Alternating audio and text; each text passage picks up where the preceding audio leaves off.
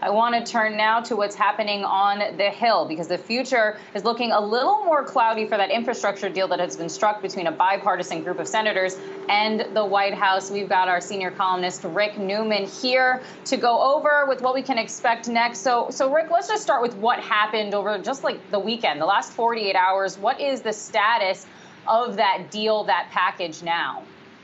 President Biden basically broke the posturing rules in Washington.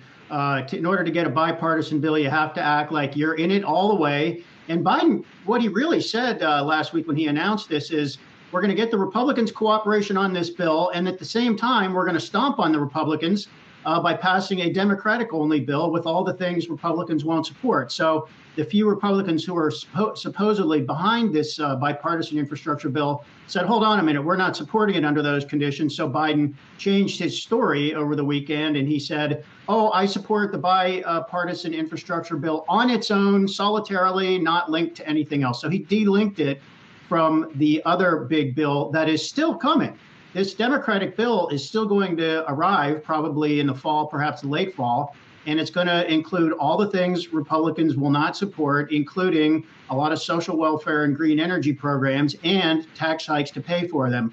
The big difference is that Biden has now kind of done this dance and de-linked it from the bipartisan bill. So that gives Republicans some plausible deniability. They can now support the bipartisan bill without themselves being linked to the other Democratic priorities.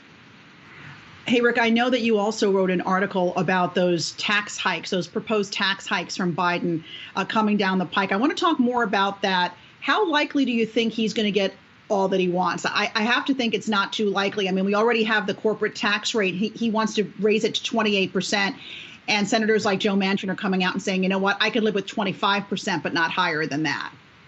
I think it's been clear for some time that Biden is likely to get some of those tax hikes, just not everything he's asking for.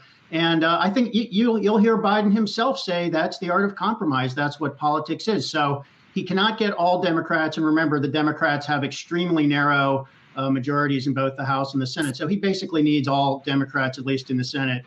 And there are a few who don't agree with bringing it up to 28%. Joe Manchin of West Virginia has said he could live with 25%. I think that is basically the target at this point. So look for an increase in the corporate tax rate from 21% to either 24 or 25%. I think it's also likely the top marginal individual rate is going to go up from 37% to 39.6%. That's where it was before Republicans cut it in 2017. And then the third tax hike I think we're likely to see is an increase in the capital gains rate for wealthy Americans, people earning more than $1 million. But that's another one where Biden wants to go all the way up from 20% to 39.6%. And I don't think he's going to get that. So what he might get, again, a compromise somewhere in the middle, maybe raise it from 20% for the wealthy to around 28%. All right, Rick Newman, thanks so much for breaking all of that down for us.